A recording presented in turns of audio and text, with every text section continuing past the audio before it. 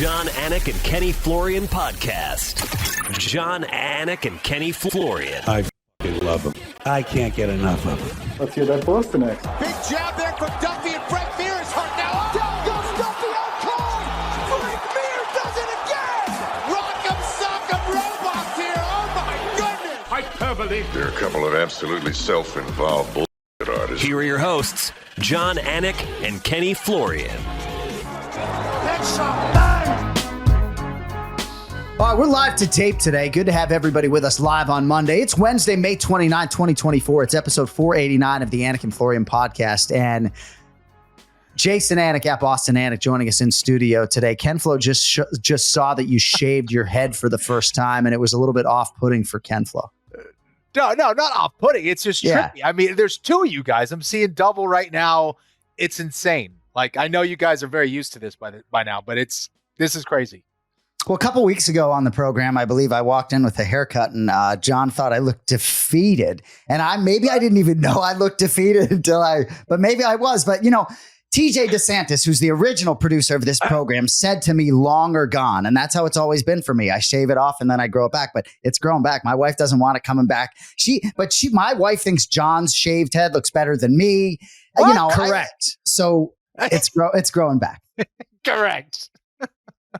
You know, I tell my daughters all the time that the truth will set them free. And I think some people in the comments felt like I was coming at you a little bit hard. I'm just looking at my monozygotic identical twin brother walk into the studio with a haircut, not feeling good about it. And then within 48 hours, you had shaved it off, not because of my comments, right? So I was just trying to journalistically report on the situation that, you know, Anik and Florian podcast fill-in host Jason Anik walks into studio defeated about his haircut. I was just reporting. Yeah, no, well, the nature of our relationship certainly didn't offend me. But, yeah. All right. Well, we're going to talk about MMA, but it's great to have everybody with us on the DraftKings Network, on the DraftKings YouTube channel. Happy birthday, Kenny Florian, by the way, a few days late. Oh, happy birthday, Flo. Happy 38, buddy. Appreciate it. Missed Longo's birthday on the bye week last week. So we have a few things to get to with Jason today. Brian Petrie coming up in about 300 seconds. He'll give you all of his predictions for UFC 302 Makhachev versus Poirier, which beckons this weekend at The Rock, the Prudential Center in Newark, New Jersey. But Headlines is presented by DraftKings. Stay tuned because you'll hear more about DraftKings and all it has to offer throughout the show. DraftKings, the crown is yours. I know you have some Ronda Rousey stuff on us today. It broke earlier this week as she is out and about promoting her second book. But I did want to ask Jay, if I could, because we have you in studio.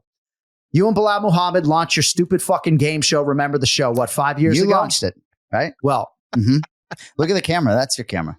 So, but you launched your podcast, Remember the Show, you and Bilal Muhammad, about 4 or 5 years ago. Bilal at that point in time is unranked, had like 16,000 Instagram followers, and now he's the number one welterweight contenders. The date has been confirmed, July 27th. He'll challenge Leon Edwards for the welterweight championship. And I know you like to get all energetic and puffy chested about this, but it's pretty cool, the progression for him from, you know, non-entity, number 35 in the world, to the number one ranked contender. Well, it is. And I've never admitted this publicly, but when we started the podcast September 2020, my knowledge of the UFC and MMA was nowhere near maybe what it is today. And maybe my following of the sport wasn't the same. I had never heard the name Bilal Muhammad when we started that show together, if you want to know the truth. Wow. Never heard his name, Flo. I didn't even know who Bilal, it was. you hear that? He had no well, yeah. clue. I mean, I've never admitted it publicly. And now I absolutely consider him to be one of my best friends. And that's really sort of the theme for me. Whether you're having me on here, I'm not on here to break down this fight, right? And a lot of people are sick of me shouting his nickname from the rooftops. I'm corny, just like my twin brother. But for me, it's like, this is one of my best friends competing for a belt. I think, you know, some of the stuff you experienced with Kenny, some of the stuff you experienced with Dominic Cruz over the years, you know, I'm like exercising, and whether a song comes on or something, I start thinking about Manchester, and it's like something gets injected into my veins. Like, Flo, when you were competing, right, and you had an opponent on paper, I mean, and you're training, and that dude pops into your brain, does it not get you going a little bit? I mean, I'm just fired up all the time these days. Yeah, for sure. Listen, don't compare my relationship with John with yours and Bilal, okay? We are on a completely different level. Fair enough. Okay? Fair. All right. I just want to make that respect. clear. I like that. I like you. Yeah, John, like, must love I that. met Kenny when he was 31. He's 48. So that analogy, is going to fall on deaf ears. But yes, you are the backup cornerman. Is that true if one of these guys can't show up? Oh, it's so funny you say that. I don't believe so, but always there ready to punch that. In all seriousness, though, that'd be sick. Like it is. I don't quite understand why you choose like the week Bilal's title fight gets announced to shave your head and look exactly like me. Like your wife said, like, how do you feel about his haircut? Would you like him to grow it back out in advance of the next pay-per-view he's attending? It's not my choice, but like this new reality, we haven't had the same look in years,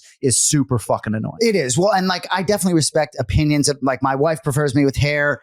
Couple of friends of mine who I respect, women on the UFC circuit, Laura Sanko, Megan O'Leary, certainly prefer the hair. But what I'll say is, for me, right, it's like running your fingers through your fucking hair like this with product. It's not my jam, Flo. So I guess I got to get used to that a little bit. But it just, you know, Bilal's sister told me I look like Johnny Bravo with the haircut. That's what I saw, like a fucking clown. But anyway, you want to talk about Ronda Rousey? All right. So I'm sure everyone's heard about a little bit about what Ronda Rousey a few days ago, but article, MMA junkie, Matt Erickson.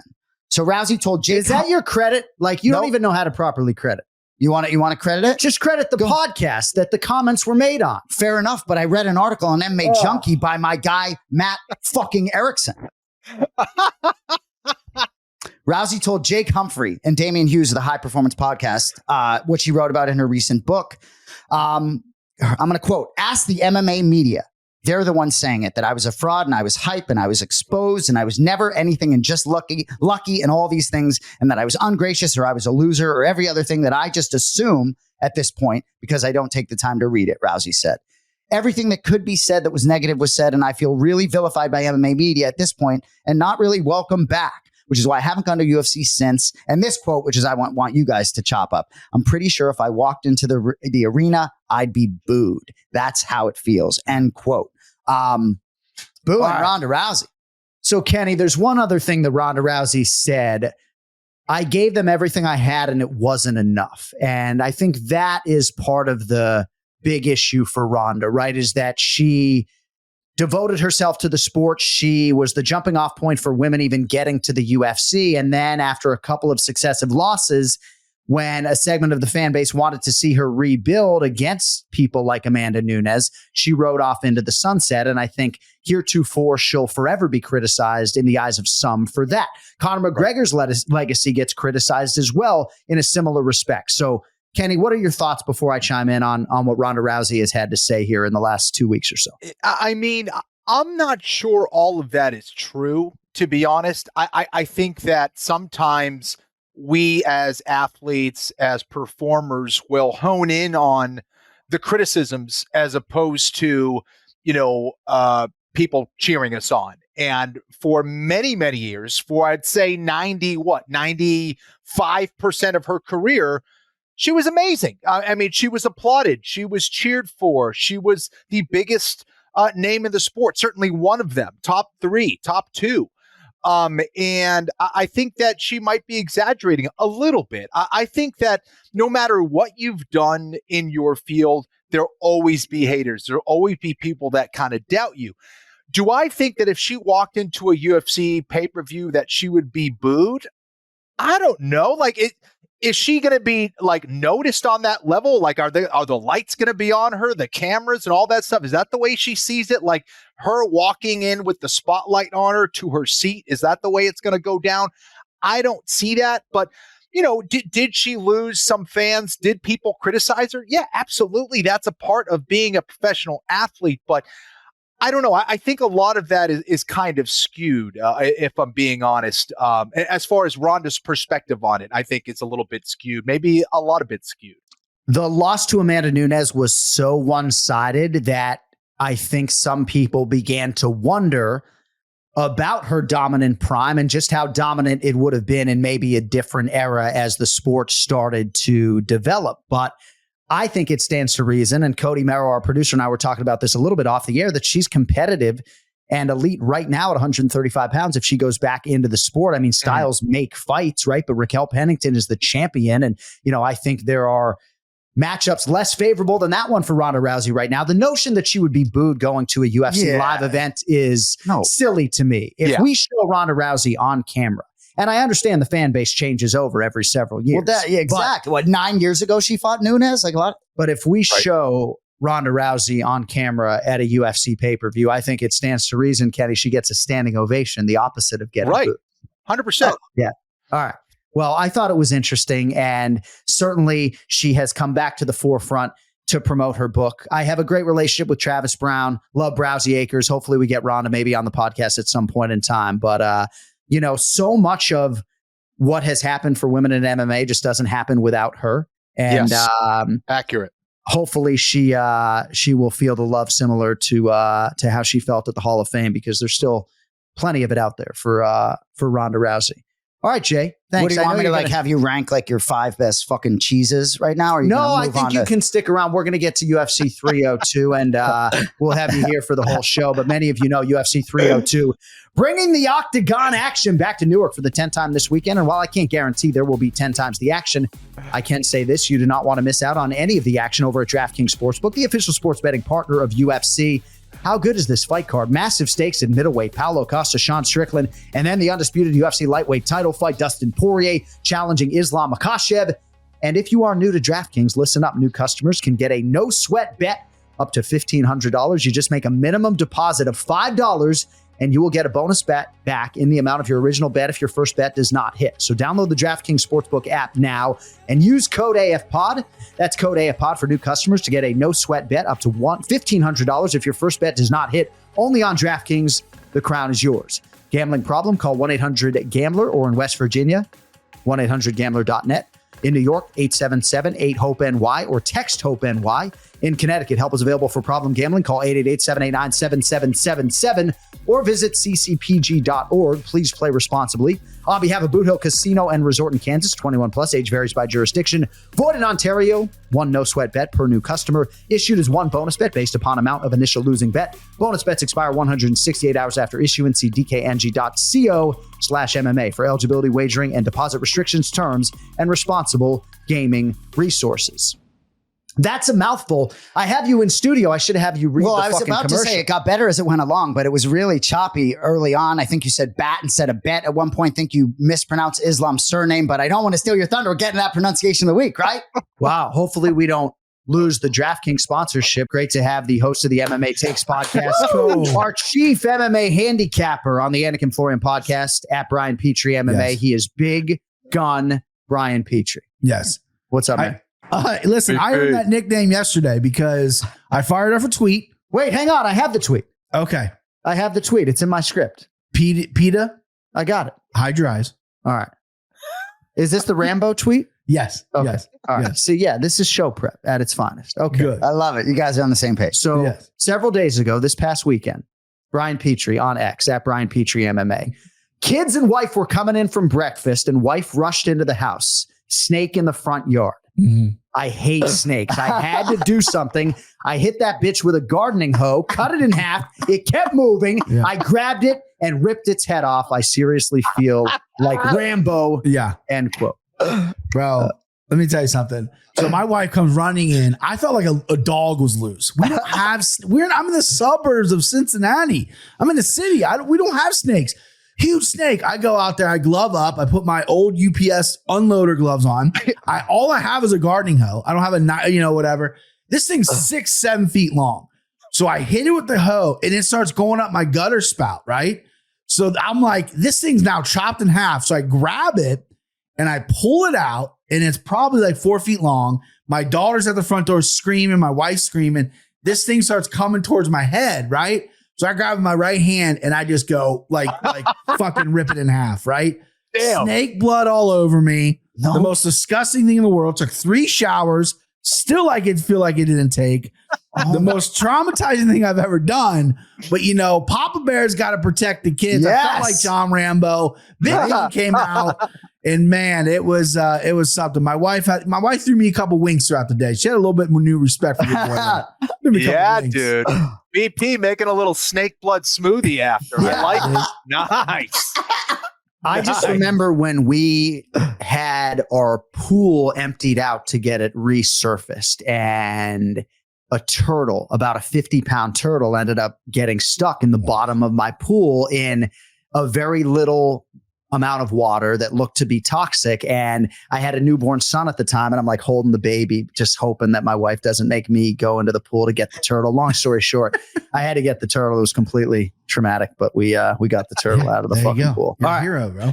All right, so UFC 302 beckons this weekend. Jay, as much as I like your new haircut, we're going to go like that. So Jason Anik in studio the rest of the program today. If you have anything to offer us on UFC 302, You can be sure. yeah. Anyway, we got a couple pronunciations, Bri. Yeah.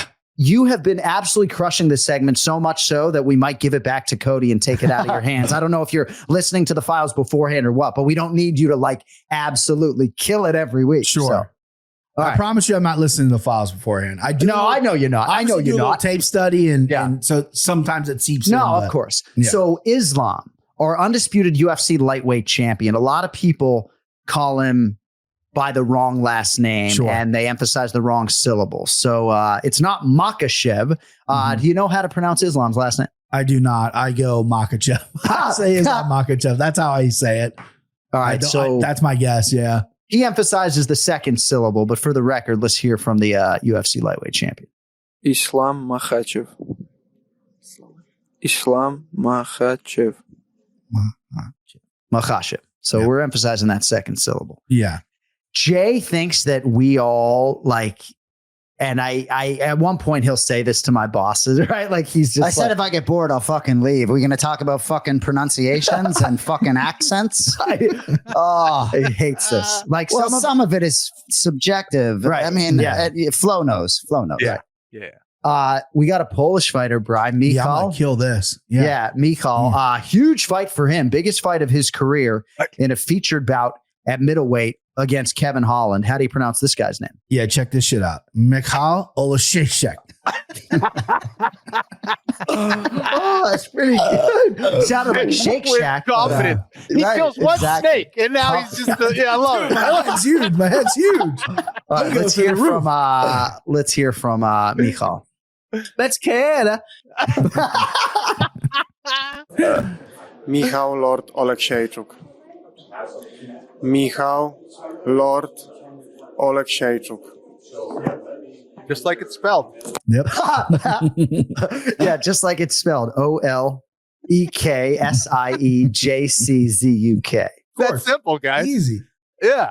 So my process, as some of you know, begins about 10 days out. I do a lot of the in-arena pre-voiceovers, and every time, Bri and Kenny and Jay, I got to go into that file and listen to him say Michal Oleksiejczuk just to make sure we get it close enough. All right. Shall we get to the main event challenge? It is UFC 302, Makhachev versus Poirier. First fight for us to break down today, and a strong prelim at that at welterweight. Jake Matthews, at 29 years old, making his 20th UFC appearance, and he does so, Bri, as a minus 162 favorite here against the Fresh Prince, Phil Rowe, who comes back plus 136. How do you see it playing out? Love this fight. And another storyline that I haven't seen pick up much. I mean, Islam did an interview. We got the new gloves this weekend. I really, as a capper, I'm really interested in see. Some guys like them, some don't. Some say they stiff. So we'll find out. But as this fight, both these guys, man, a lot of talent, a lot of inconsistency. I felt like Phil Rowe, he debuted, he came out of the contender series, laid an egg against Gabe Green, won 3 in a row. Should have, could have, would have beat Neil Magny, but just didn't throw enough, man. There was no volume there. This guy's hopping in grappling matches with Craig Jones, right? Sure, he's getting subbed under, a little over a minute. He grappled Gordon Ryan. Like, he's getting the experience. He's with a good gym. He's 6'3", good striking. His wins are all by knockout, and he's adding a little bit of submission. Even if you're hopping on the mat with these guys and you're losing, you're still feeling these guys. You're knowing what it's like. I like that. Jake Matthews is a guy I really root for. His Andre Fialho performance was amazing. I mean, this dude had swagger for days, boxing for days, then comes back and looks a little not as confident against Ellensberger, and then he's up and down, up and down. So this is tough for me. We have two inconsistent guys. I'm going to go the dog. I'm going to go Phil Rowe. I like the length. I like the striking, and I think if it touches the ground, Jake Matthews is very good. He has a good rear naked choke, but being that long arm guy, I think Phil Rowe can maybe cause some problems here. So give me the dog and Phil Rowe. Jake Matthews has not fought yet in 2024, lost his last bout to Michael Morales. That was last November. On the other side, KenFlo, the Fresh Prince, Phil Rowe. hasn't been seen, at least in this UFC setting, since a split loss to Neil Magny nearly a year ago in Jacksonville. Pretty close on paper, KenFlo. How do you see it playing out? It is close on paper. I think Brian did an excellent breakdown, and it's why it's so difficult to kind of pick who is going to win this fight with confidence because of that lack of consistency. I think if you look at both of these guys over the course of the last 4 fights, you have 2-2 for Jake Matthews, 3-1 for for Phil Rowe. I thought Phil should have beaten Neil Magny if he threw a little bit more volume, if he stayed a little busier. Still might have gotten the nod. I think they kind of got it right there with Magny, though.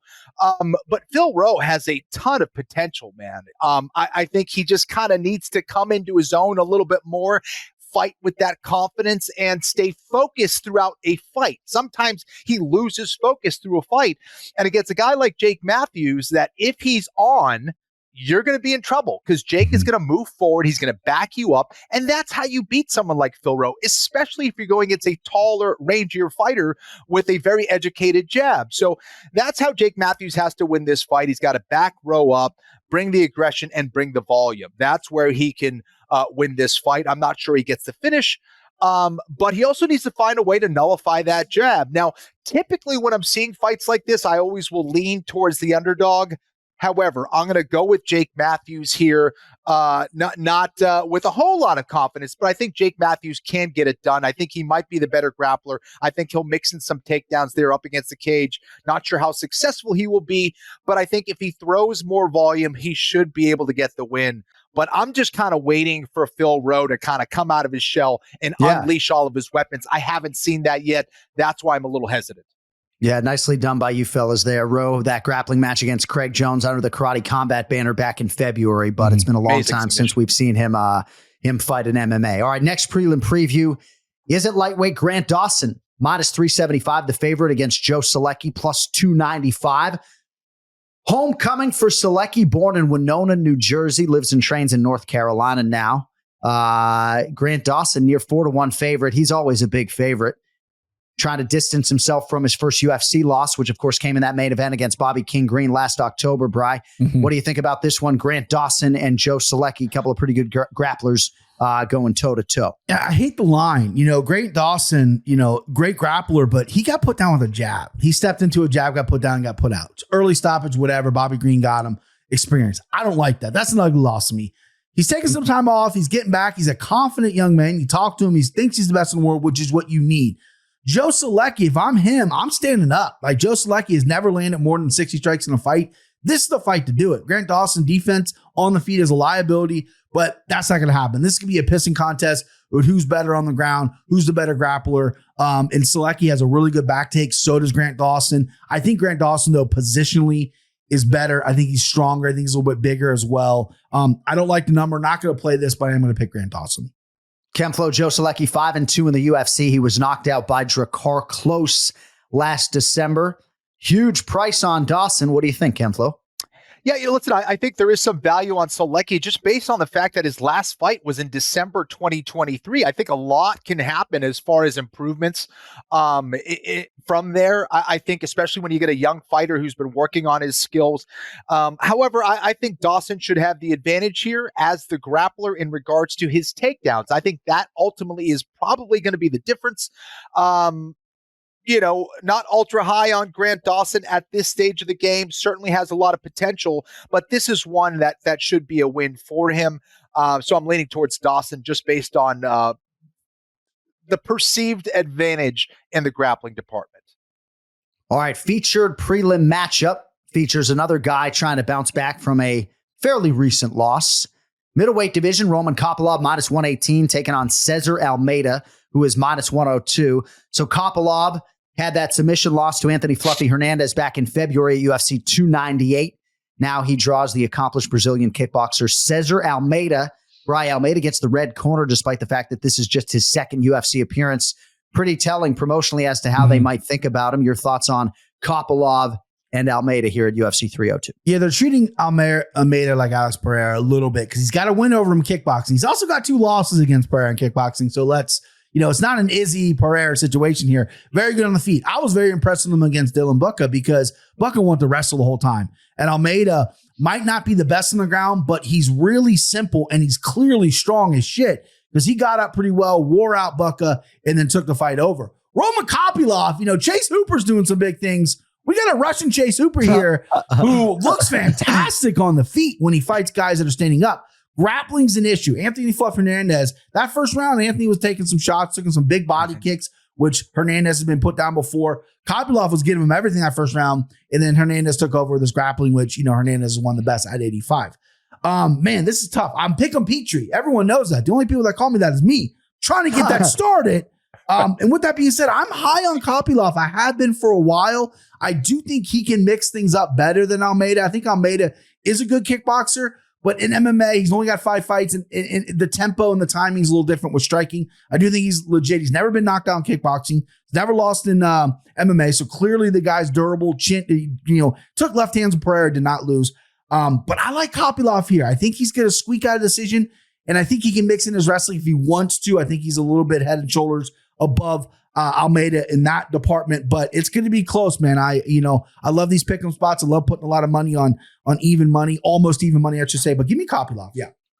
KenFlo, Kopylov -118, Almeida -102. Who do you love? Gosh, this is an interesting one. Two very good and dangerous strikers going at it here. And obviously we don't have a whole lot of information when it comes to mixed martial arts on Cesar Almeida. However, I'm pretty bullish on him. I don't think, I would like to think that him and his team wouldn't take this fight unless they were very confident. Now, I've seen some sparring footage of him in there. Again, this is sparring footage. Him and Strickland.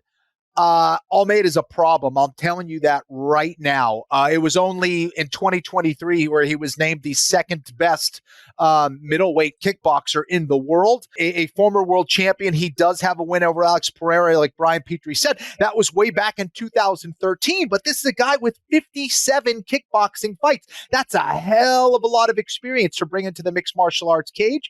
I like to see that. If you only have 5 mixed martial arts fights, you want to have something else, some other background there. Yeah. And he certainly has that as far as experience. And I just think he's going to be the, maybe not as precise as Kopylov, but I think he hits harder. And I think when he gets into that pocket with his hands, that's when he's most dangerous. A tremendous leg kicker as well. But I think in the pocket is where he can start to land some really heavy shots on Kopylov and hurt him and then eventually take him out. So, yeah, I think it's going to be really exciting while it lasts. But I'm leaning towards Almeida here. All right. How's everybody? Good. All right, look alive out there. Pay-per-view main card opener in the welterweight division. Randy Rude Boy Brown -175. Eliseo Zaleski Dos Santos +145. So Dos Santos is an interesting fighter to look at. Every time I break him down, he's 37. His UFC career dates to 2015, as KenFlo well knows. He's 10-3-1 in the UFC. He's only fought 2 times since that memorable destruction of Benoit Saint-Denis back in 2021. He's unbeaten in 3 of his last 4. I don't know the extent to which he is still a real problem, Bri. We should get some answers here as he takes on Randy Brown, who's won 6 of his last 7. Who do you like in the pay-per-view main card opener, sir? Yeah, Dos Santos is a guy who, if he was just more consistent and fought more often, we talking about him a lot more. He's got a beautiful knockout win over Sean Strickland. I mean, that carries a lot of weight. I know it was at 170, and then obviously what he did to Benoit Saint-Denis is super impressive because we know how tough that guy is. But rude boy Randy Brown, this guy, man, I think he has so much talent, and it really depends on who shows up. I love when he fought a couple fights ago. It's slipping my memory, but his dad was in attendance, and his dad maybe had some prison stuff and never seen his dad. He'd never seen him fight live, and he had swagger for days. I think he broke all his toes, not quitting, kept throwing kicks, and that's what we want. We want that Randy Brown against Dos Santos because Dos Santos getting a little longer in age, but man, this guy can put a beating on you. Randy Brown, the one knock I have on him, besides a little maybe inactivity off his back, is his chin's a little shaky for me. I don't like loading up on Randy Brown when I know a spinning wheel kick can come and knock your fucking head clean off by Dos Santos, but I do like Randy in this spot. I think Randy's going to mix it up well. That body, that frame for this division, you can't beat it. Give me Rude Boy, and it's a low price. I'm willing to pay that price on an experienced guy like Randy Brown. Oh, you know I love you, but your Jamaican needs work. Does his Jamaican accent not need work? Like I let it go the first right, Jay? Is it Jamaican or is it? When I do Jamaican, I sound Irish, so I don't know what I'm trying to do here. I'm not a master of accents, but I'll work on it. I'll get better. Before go to camera 3 for a sec though. Before you go to KenFlo, it's just really interesting, man, and the depth of this UFC roster. It's like Randy Brown. He's 1-6-7, getting better and better and better. He's like 33 years old. Hopefully, he can get into the rankings with a win. Forget that I'm only talking about one side of it, but I consider him a friend. He's so skilled, right? And it's like, man, it's just there's so many guys who put so much work in and achieve so much, and he's just scratching. It is tough, right? And the only loss in his last 7 in Perth against Jack Della Maddalena, a fight that he was a little bit reluctant to take. Yep. But it is tough. Yeah. KenFlo, obviously the Nardu Deborah trained Randy Brown has realized a lot of success. Any thoughts on him this weekend against Izzy dos Santos? Definitely. I think Randy Brown is a tremendous fighter. I think that he is one of those guys that has come out of his shell a little bit and is believing in the skills that he's bringing to the cage. I think that last performance, was certainly a great start or a momentum builder for that. This is a fight he can win. This is a fight I believe he will win, just based on his range, his length, and the ability to execute long-range strikes from there is what gives me that confidence. Now, Eliseo Zaleski dos Santos is a problem. He's got a lot of different weapons. He has a lot of unorthodox moves. He has a lot of speed. He's tough to take down. And he's got experience as well. But I think the time is now for Randy. This is his time to really kind of break through, show everybody what he's about, and execute. So I think the timing is right for him. I like Randy in this spot. All right, next main card matchup in the heavyweight division. We will see the extent to which Malyaginho Jailton Almeida can bounce back. He's the modest 270 favorite here against Alexander Romanov, who is plus 220. Brian, it's crazy to think back to Romanov's 5-0 start in the UFC, but then he dropped 2 in a row, becomes the forgotten man for a little bit, bounces back, beats Blagoy Ivanov last July, and now huge opportunity on pay-per-view to produce the biggest win of his career. Your thoughts on what is a pretty interesting stylistic matchup here between grapplers Almeida and Romanov? Yeah, Romanov's kind of proven the beefy boys. You don't need all those beach muscles to be good, right? He got skinny and kind of ripped and he lost 2 in a row. Then he went back to a chunky boy and he pulled out a W. Let's go for the big guys. Jailton, though, jail man, this guy owes us one, okay? The Curtis Blades fight, he was in control, got caught. Curtis Blades is a stud. What are you going to do? He's got lunch boxes for fist, got caught. It happens. But the Derek Lewis fight, that was bad. That's very forgettable. We need Jailton Almeida to come out here, throw some strikes when he's going to take Romanov down. Last time Romanov fought someone that was a heavy grappler was Juan Esposito, and he got his nuts kicked and he called it and whatever, but he got taken down 4 times. Almeida's going to take him down. He's more athletic. He's smaller. He's faster. He's going to get Romanov down. I don't think Romanov's going to. He might be able to get Jailton down, but I doubt it. But Jailton needs to be more active on top. He held Curtis Blades position. Curtis Blades didn't give up anything. Worked his way to feet. You got to throw some punches. You got to put some damage in there. That's how you're going to win fights. That's how you're going to beat Romanov. You're going to gas him out. Throw some punches. He's looking for the perfect submission. He's looking for the perfect angles. Let it go this fight. You need to let it go. I like Jailton Almeida. I've been a supporter of him for a while. I think he's going to rebound well here with a finish over Romanov, and that's how I see it. I don't know how, sub or TKO, but there will be a finish. KenFlo, Jailton Almeida, Alexander Romanov at heavyweight live on pay-per-view. What do you think? Yeah, I think that Romanov has relied on his sneaky athleticism to a certain extent. And then when he started going against the higher level competition, it was kind of failing him a little bit, especially when you're not on point with your pacing and conditioning. And I think that's just going to be a problem here against Jailton Almeida. I think that Almeida is certainly the better grappler. I don't think he's going to get bullied like so many fighters have against Romanov. I think Romanov's takedowns are good, but they're not like highly technical. And I think I think Almeida is good enough to be able to stop them, counter them, and look for a back take or a mount off of it. So I think Almeida has faced excellent competition as well. Curtis Blades, Derek Lewis, Shamil Abdurakhimov, these are tough guys. And I'm not sure Romanov is necessarily ready for it. I think Romanov's striking is a little sketchy. Not that Almeida is like a perfect striker. I just think Almeida is kind of better in most of the domains. And give me the Brazilian. The boys are fired up today after the week off. Let us get to our next main card fight, featured bout at middleweight. Kevin Holland minus 265. The aforementioned Michal Oleksiejczuk plus 215. So for Oleksiejczuk, he can really propel his career with a win on pay-per-view. He's still on the right side of 30. He's 29 years old. He's accrued a ton of high-level experience across a couple of divisions. Faced Khalil Roundtree Jr. in his UFC debut. Has lost 2 of his last 3 to credentialed fighters, Caio Borralho, Michel Pereira. Holland on the other side, back at 85, and back after decision losses to Jack Della Maddalena and Michael Venom Page. So huge fight really on both sides in terms of the stakes. Kevin Holland, pretty big favorite here. Bri, how do you see it playing out? Yeah, call Big Mouth. You need a fight to step up. You call Big Mouth, and Kevin Holland stepping up at 185. He's tweeting out, he's eating tacos or whatever. He loves it. Oleksiejczuk, this guy, he's a little unassuming, right? Kind of doughy. Fought at 205. Had no business to be 205, but he's knocking people out, right? Body works great. Comes 85. He probably could make 170 if we're really splitting hairs here. But this guy's a hammer, right? He doesn't set things up. He's not lulling you into traps and being a sharp. He's hammering you the entire time he comes out. Body work, head work. That's why sometimes he slows down there. He's trying to become a more well-rounded fighter, which is obviously a work in progress. I think Kevin Holland is the more well-rounded fighter. I think Kevin Holland fought a better boxer in 3-Name Jack and possibly could have won that fight. Some people saw him winning that fight. He outstruck him. He landed more. He landed over 100 significant strikes, which is good.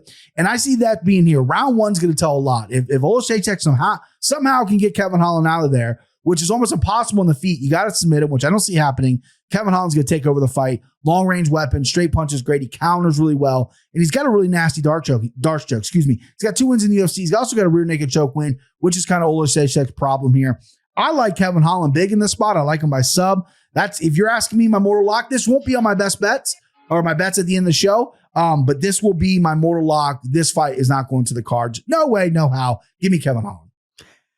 KenFlo, Kevin Holland did have that catchweight short notice fight against Khamzat Chimaev, but this is really his first time back at 85 since 2021. How long he stays there remains to be seen, but what are your thoughts on him here in this matchup with the Pole, Michal Oleksiejczuk?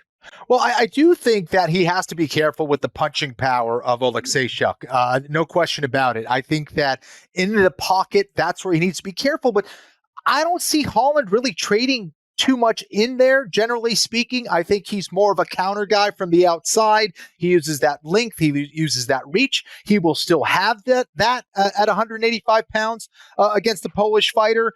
And while he does need to be careful, I do think that he has good enough striking to nullify the aggression of Oleksiejczuk. I also think that we will see him more likely try to get the Polish fighter up against the cage, where he can look for some takedowns, where he can drag this to the fight. That's where Michal Oleksiejczuk has been vulnerable. It's with the submission game, it's with his position. He gives that up, and Holland can take full advantage of that. So I like Holland here.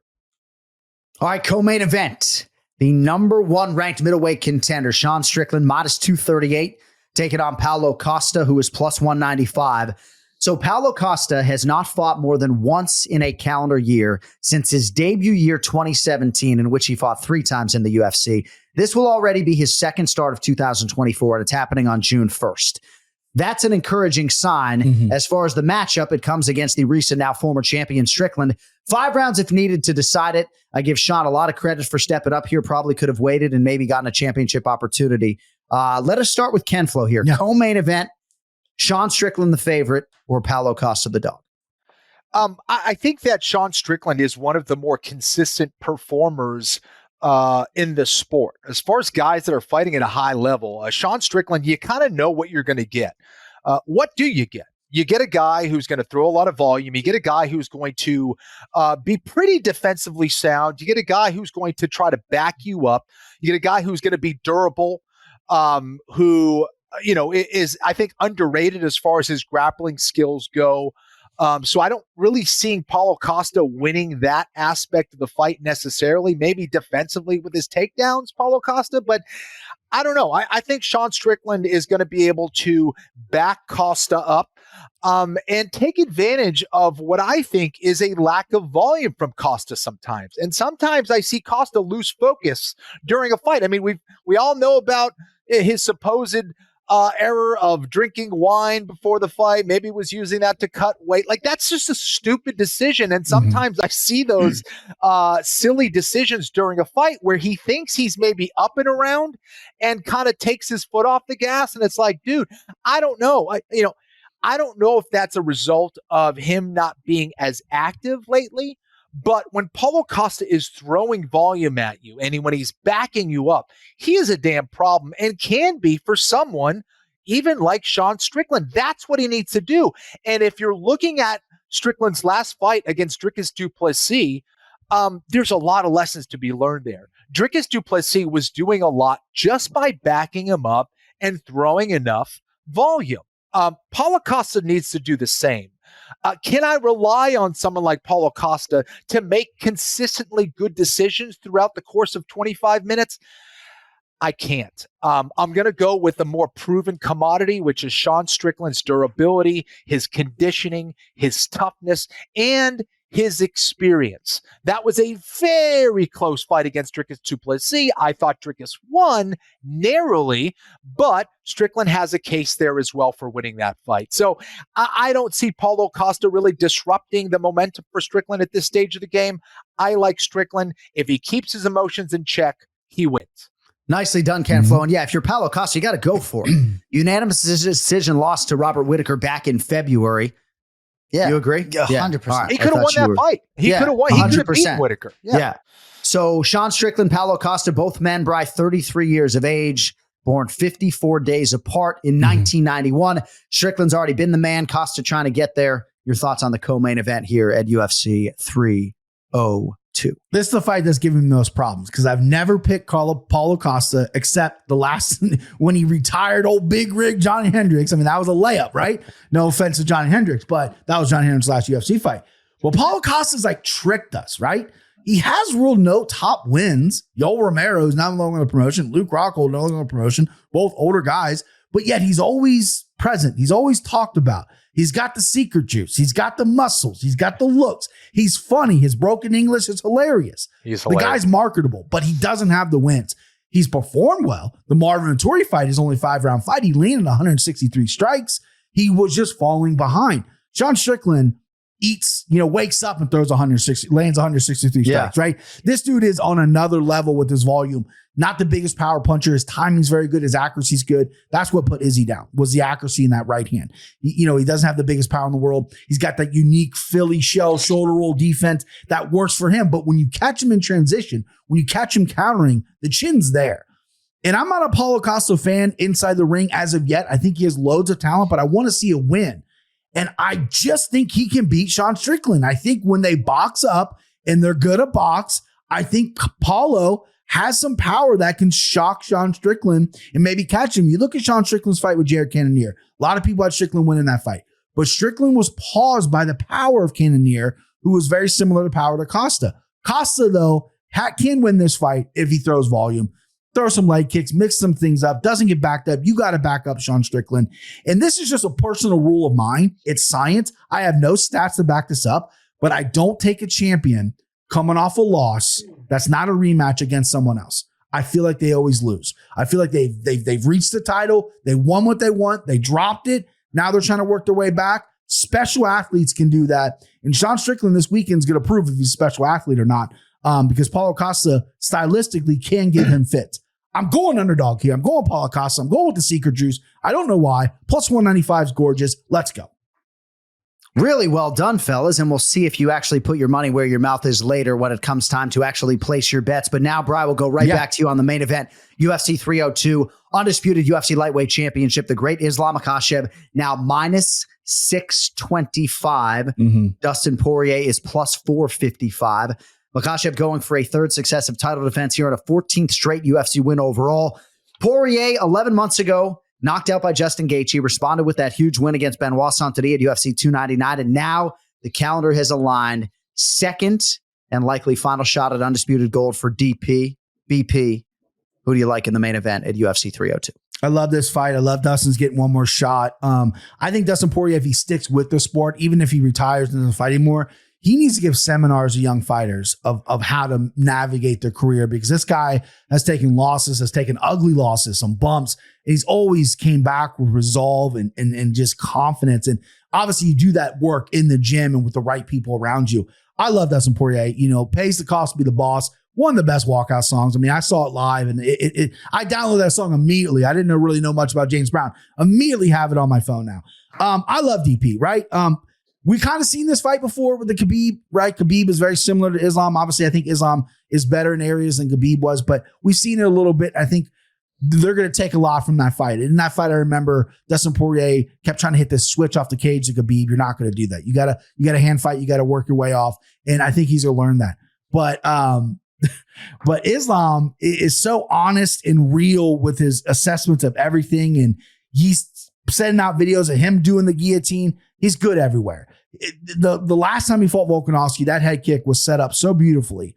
And so the timing and everything was great. He was fading. He was setting up the whole time. I know Volkanovski was off the couch, whatever, but it was an amazing performance.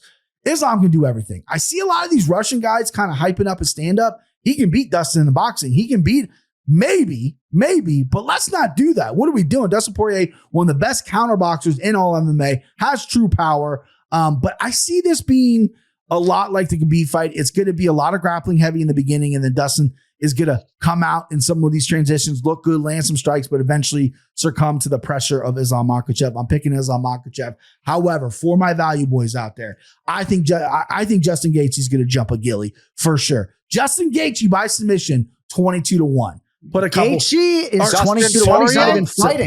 Poirier. I was going to say, wow. So sorry. I'd like a better number on Gaethje because I don't know that he's fighting. That is a fucking amateur move by me. I'm sorry, no, Cody. It's fine, dude. Cody, edit it out. I'm just kidding. Don't. No. Hey, before UFC 299, I said Sean O'Malley. I said that I said something like they had never fought a fighter like that, and they had fought before. So it happens. Amateur stuff. That's going to keep me up tonight. It really will. Poirier by sub 22-1. 22-1 right now. Yeah, on DK. On DraftKings Sportsbook. Imagine if he pulls off a gilly and ends his career. I mean, he's never hit it in any fight. He's never won by submission, at least in the UFC. Imagine if he gets it. Woo! He would come back for at least one title defense and the $5 million that would come with it. I'm going Islam. Islam Makhachev, Kenny, 32 years of age. He is 25-1. Poirier, 35 years old, 30-8 with a no contest. Who do you see leaving the Rock as the undisputed UFC lightweight champion? It's so interesting watching a lot of these high-level Dagestani fighters because they all share a common trait. Everyone's gonna be like, well, wrestling, right? Wrestling. Mm-hmm. No. Some of that. But I think what they share is a stoicism. Like Russians in general have a certain stoicism, which allows them to kind of keep their composure in some difficult spots. It allows them to see very clearly. It allows them to execute when they need to from a good headspace. Islam isn't going to favor a fight that Dustin Poirier wants to be a part of. What kind of fight does Dustin want to be a part of? He wants to be in a scrap. He wants to be in a war.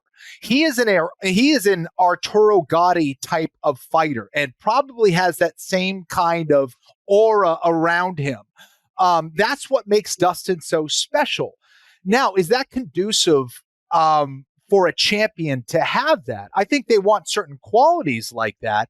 But what I'm looking for someone who's going to beat Islam is a clinical approach to the game where you can shut them down and shut them up. Dustin Poirier doesn't have that. He makes mistakes. He makes some kind of questionable decisions sometimes during fights. Now, that also makes him very exciting. I love that. I love to watch him fight. I picked him in his last fight against Benoit Saint-Denis. Now, Benoit Saint-Denis is a problem. He's a good grappler. But good grapplers don't become elite fighters. Great grapplers can become elite fighters. Islam Makhachev is an elite grappler. He also happens to be an elite fighter. That is clear. He doesn't make mistakes. He doesn't care what you want to do. He doesn't get off his game plan. Is Dustin Poirier going to be the guy to get him off his game plan? No. Is Dustin Poirier going to be the guy that has proven that he can shut down takedowns repeatedly? No. Can I rely on an arm-in guillotine or any type of guillotine to get it done against an elite grappler like Islam Makhachev, who always does his homework? And if he doesn't do his homework, Khabib Nurmagomedov is most certainly doing his homework. I love Dustin Poirier. He's an amazing fighter. He's a Hall of Famer. He's a legend in the game. However, this is pretty clear to me. And, you know, for those of you who are looking for some hopium, I have some really interesting stats, courtesy of Fight Museum or The Fight Museum on X. Fun fact.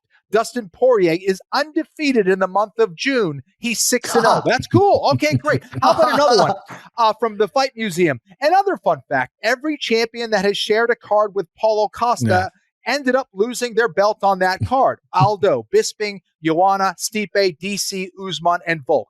I'll give you guys that. That is cool. That will make you feel nice. However, fighting is not like this. It's not based on hopium. It's not based on I wish and I hope and I like this guy. It's based on data. It's based on styles. It's based on momentum. It's based on another 1,000 things, which I won't get into.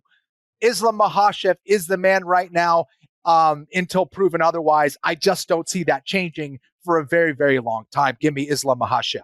And dude, the last time he won and he knocked out Volk, that's exactly what my fight ending call was, Kenny. Like, Islam Makhachev is the man. Like, I didn't know what else to say. What else He's can just you the say? fucking man. What else can you say?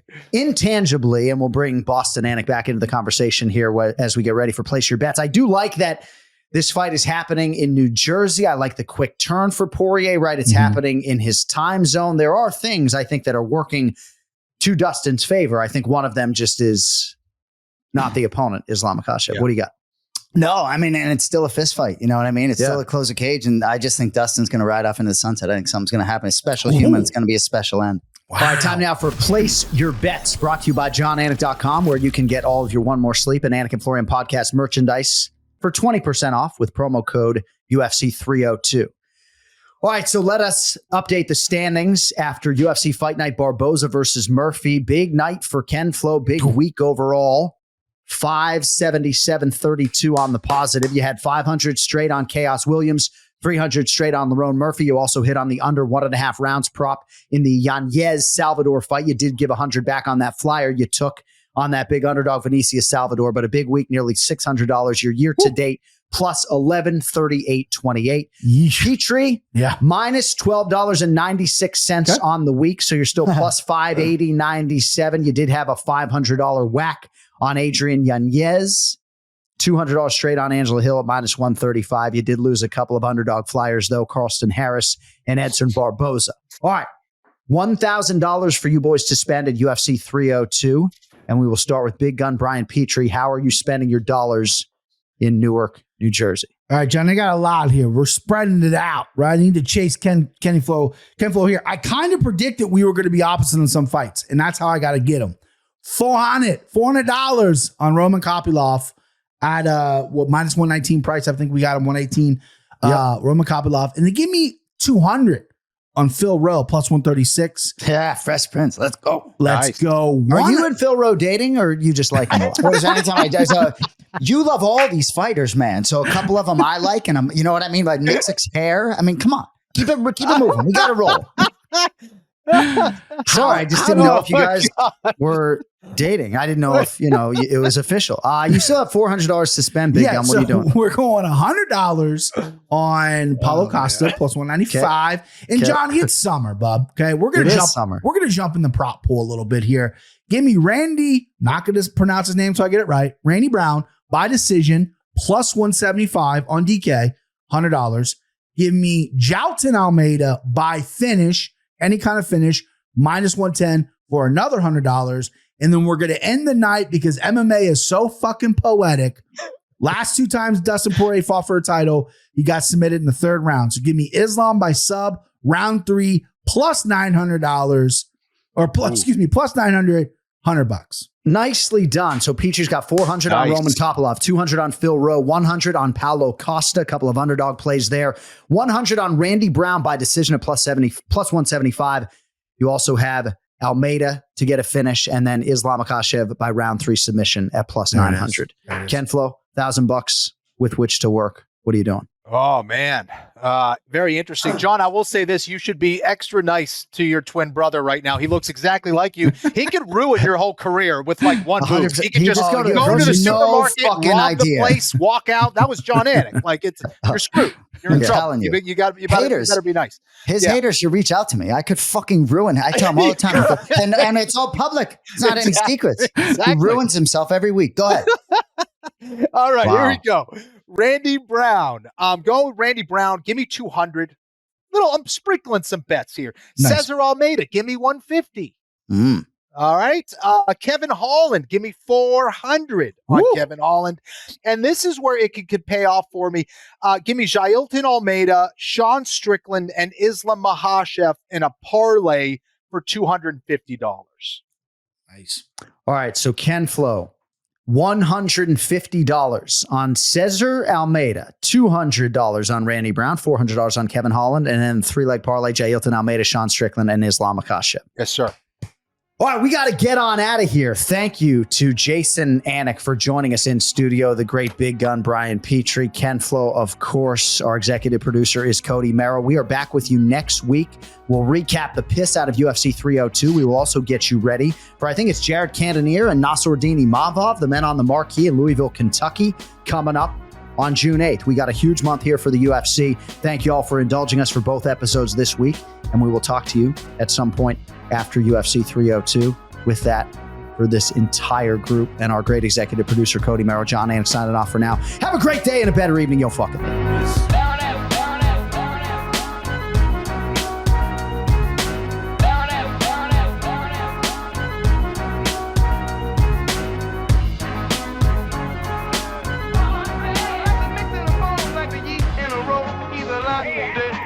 To the bread, he's cornbread. Cornbread. He's cornbread. Cornbread. Life is so precious, do the best that you can. Keep your hands on the bar, he's the open man. He's cornbread. Cornbread.